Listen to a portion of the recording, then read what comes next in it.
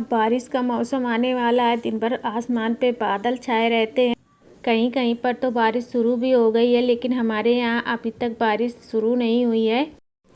और आज मौसम बहुत अच्छा था तो मैंने सोचा चलो कुछ बनाती हूँ। तो यहाँ पर ना मैंने 3 घंटे पहले इस दाल को भिगो दिया था। चना दाल आधा कप, और ये 1 कटोरी मैंने यहाँ पर ये उड़द की दाल ली थी।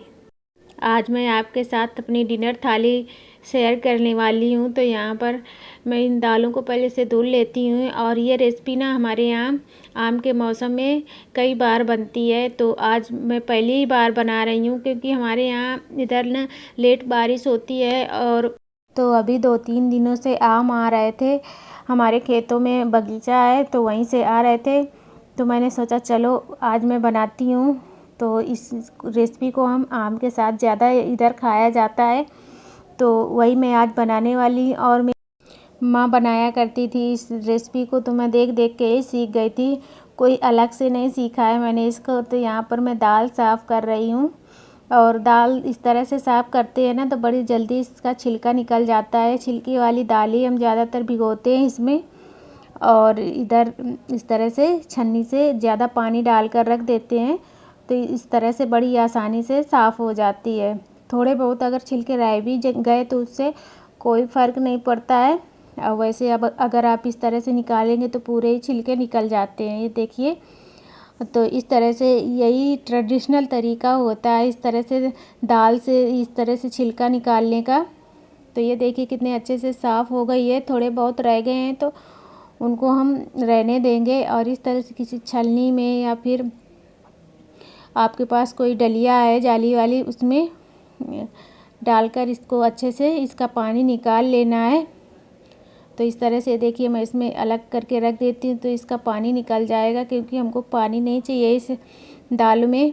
तो यहाँ पर चना दाल को भी मैं अच्छे से धुल लेती हूँ 1-2 बार पानी डाल करके। तो ये देखिए इस तरह से ये भी साफ़ हो गई है। तो ये देखिए 1 कटोरी दाल में कितनी सारी ये छिलका इसका निकला है। तो चलिए अब मैं इधर हम एक साइड इसको रखेंगे और कुछ मसाले भी तैयार कर लेंगे इसको बनाने के लिए। तो 1 चम्मच मैंने लिया है साबुत धनिया, 10 से 12 कलियां लहसुन की, आधा चम्मच जीरा, 1/4 चम्मच हींग लिया है। और मिर्ची आप अपने स्वाद के अनुसार ले लीजिए, मैंने यहाँ पर 3 ली है। और आधा चम्मच मैंने इसमें डाली है अजवाइन। और उसके बाद मैं इसमें 1 बड़ी इलायची ले रही हूँ। तो अगर आप इलायची नहीं डालना चाहते हैं तो पिसा हुआ गरम मसाला भी ले सकते हैं। तो यहाँ पर ये देखिए मैंने मसाले तैयार कर लिए हैं। अब हम चलते हैं पीसने। तो आज बाहर बहुत अच्छा मौसम था, तो मैंने सोचा चलो आज बाहर ही मैं पीस कर तैयार करूँगी। वैसे भी मुझे सिलबट्टे में पीसना था इस दाल को, तो मेरी जो सिलबट्टा है वो बाहर ही रखा है। और मौसम बहुत अच्छा था, मतलब ठंडी ठंडी हवा चल रही थी, बादल छाए हुए थे। तो ये देखिए चलिए मैं इनको पीस लेती हूँ। वैसे भी इस दाल को सिलबट्टे में पीसने से ना हमारी दाल बहुत ही अच्छे से पिसती है। और जो हम बनाएंगे ना दाल भरी रोटियाँ, तो इससे भी वो मतलब अच्छे से बनती हैं। तो यहाँ पर दोनों दालों को मैंने इस तरह से एक में ही मिक्स कर लिया है। और इस तरह से हमको बिल्कुल बारीक पीसना है। याद रखना है आप मिक्सी जार में भी अगर पीसेंगे तो हमको पानी बिल्कुल भी नहीं डालना है। और सिलबट्टे में भी पीसेंगे तो पानी का यूज बिल्कुल भी नहीं करना है, नहीं तो हमारी दाल गीली हो जाएगी और फिर भरने में दिक्कत आएगी। तो इस तरह से हमको बारीक पीस लेना है। तो इधर दाल पीस लिया है और ये जो मसाले लिए इनमें थोड़ा सा 1 चम्मच के करीब पानी डाल लीजिए, उसके बाद पीसना है। तो इनको भी मैं पीस कर तैयार कर लेती हूँ। इधर शाम का टाइम था, करीब 6:30 बज रहे थे। तो मैंने बेटियों को भेजा है थोड़ी देर खेलने के लिए, क्योंकि वो मुझे परेशान करने लगती हैं जब भी मैं कोई वीडियो शूट करती हूँ। तो मैंने सोचा चलो बाहर से खेल आओ, थोड़ी देर में आ जाना। तो इधर मैंने दाल पीस कर तैयार कर लिया है और मैं अब बाकी की तैयारियां भी कर लेती हूँ। तो यहाँ पर ये देखिए दाल कुछ इस तरह से एकदम गाढ़ी होनी चाहिए कि इसमें पानी बिल्कुल भी नहीं डालना है। तो चलिए मैं इसको एक साइड रख देती हूँ, तब तक मैं आटा तैयार कर लेती हूँ। तो यहाँ पर मैंने 2 कटोरी जितना इसमें गेहूं का आटा लिया है और इसमें स्वाद के अनुसार नमक डालेंगे हम। तो इससे ना हमारी रोटियों का जो टेस्ट आएगा वो बढ़िया आएगा। तो इस तरह से हम इसमें नमक डाल लेंगे और बाकी का कुछ हमको इसमें नहीं डालना है। और बिल्कुल थोड़ा थोड़ा पानी डालकर इसका बढ़िया सा सॉफ्ट आटा लगा लेना, जैसे हम पराठों के लिए लगाते हैं ना, भरवा पराठे जब भी बनाते हैं तो बढ़िया सॉफ्ट आटा लगाते हैं, हल्का सा उससे सॉफ्ट ही होना चाहिए। इस तरह से आटा लगाकर तैयार करेंगे।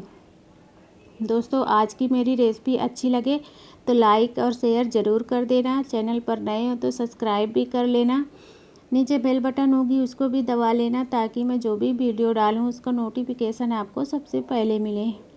तो यहाँ पर ये देखिए मैंने आटा गूँथ कर तैयार कर लिया है, बिल्कुल सॉफ्ट आटा लगाना है इसी तरह से। अब हम इसको ढक देंगे थोड़ी देर के लिए। अब मैं इधर ले रही हूँ, यहाँ पर मैंने ना दोपहर के खाने में बनाया था चावल, तो चावल थोड़ा सा बच गया था तो मैं इसकी बना रही हूँ खीर। तो कभी आपने अगर इस तरह से बचे हुए चावल की खीर नहीं बनाई है तो एक बार बनाकर देखिए, बहुत ही स्वादिष्ट बनती है। तो इसमें मैंने एक भगोना रखा है और भगोने में मैंने 1 चम्मच देसी घी डाला है। अब हमने जो चावल लिया है इसको डाल देंगे और उसके बाद हम इसको थोड़ा 1-2 मिनट के लिए इस तरह से चला लेंगे ताकि ये अच्छे से मतलब फ्राई हो जाए। जैसे हम चावल फ्राई करते हैं ना, बस ऐसे ही फ्राई हो जाता है, इसका टेस्ट बहुत अच्छा आता है। और उसके बाद यहाँ पर मैं 1 से 1.5 गिलास जितना दूध डाल रही हूँ। दूध अभी मेरे पास इतना ही था, शाम का टाइम था और दूध हमारे यहाँ डेयरी से आता है तो करीब 7:30 बजे के लगभग आता है। तो तब तक मैं बनाकर तैयार कर लेती हूँ और अगर ये गाढ़ी हो जाएगी तो बाद में इसमें दूध डालकर और अच्छे से इसको थोड़ा पतला कर लूँगी। तो यहाँ पर ना चावल पका था तो मैंने तुरंत ही इसमें चीनी डाल दी है और कुछ ड्राई फ्रूट्स डाले हैं मैंने इसमें, तो जो भी आपको पसंद हो वो डाल सकते हैं। मैंने इसमें काजू किशमिश और थोड़ी सी चिरौंजी डाली है। तो इस तरह से एक साइड में इसको धीमा करके रख देती हूँ, बस एक उबाल आने तक ही पकाऊंगी।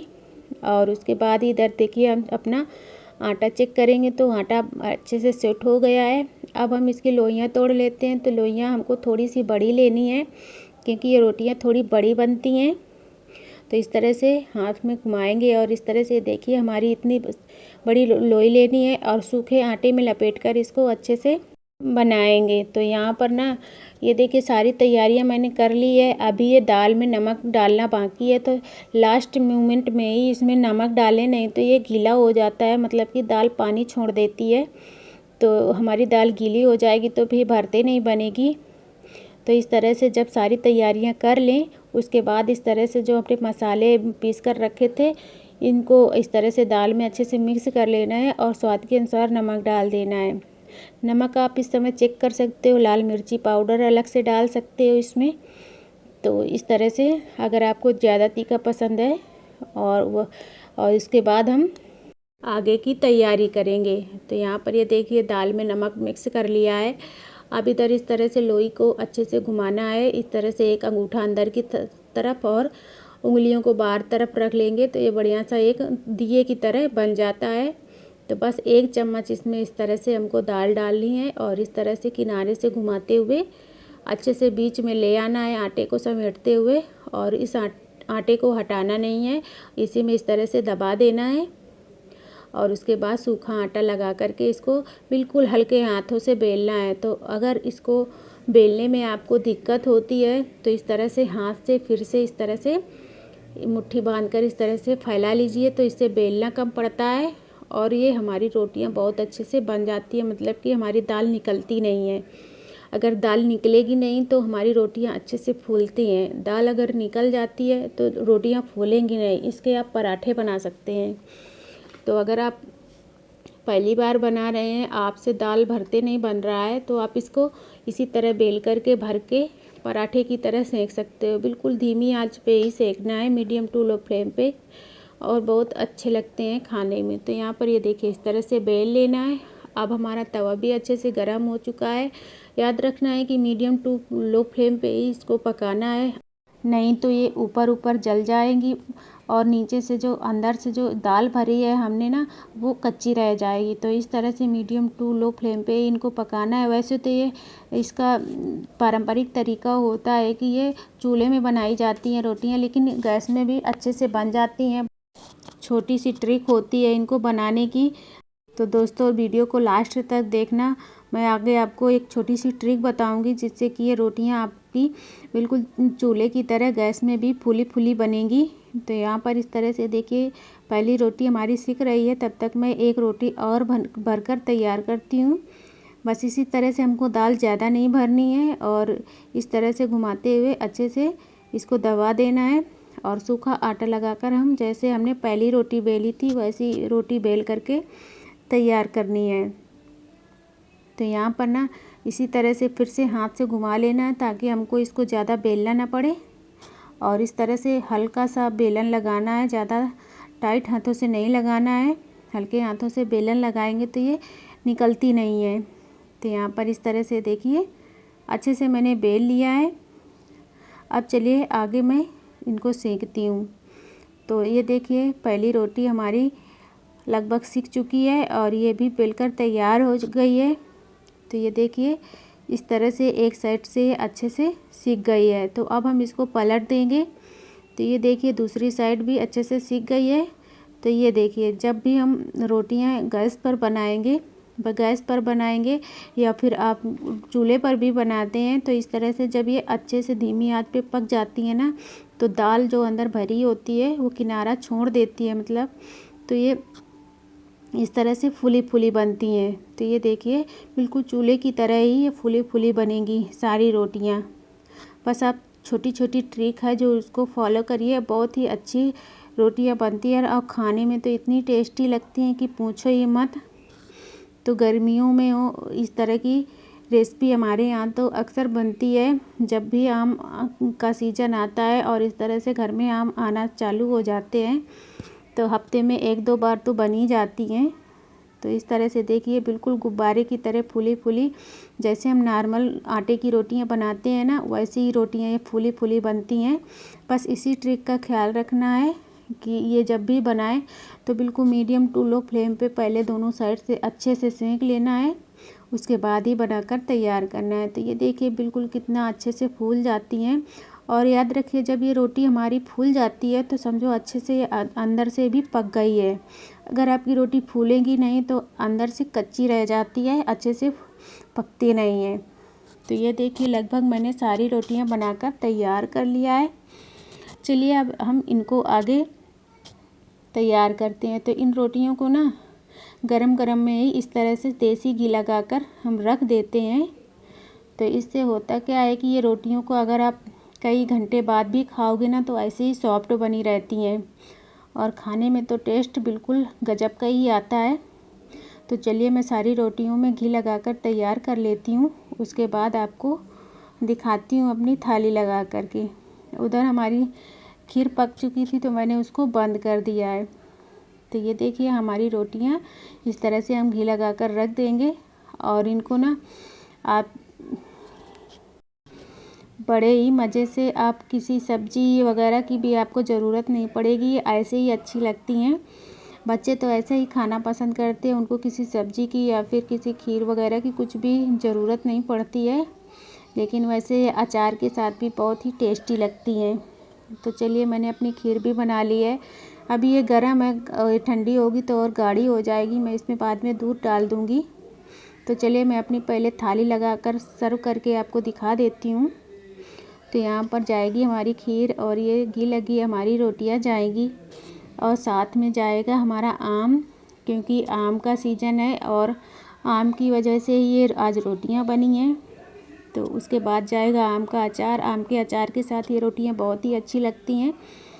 तो ये रही हमारी आज की डिनर थाली। दोस्तों कैसी लगी आज आपको ये डिनर थाली? और ये देखिए अंदर से दाल बिल्कुल पक चुकी है। जब ये पक जाती है तो एकदम से रूखी रूखी हो जाती है, बस यही पहचान होती है और खाने में तो लाजवाब होती है। तो चलिए फिर मिलती हूँ नेक्स्ट वीडियो में, कुछ नया लेकर आऊँगी आपके लिए। Thank you, bye bye.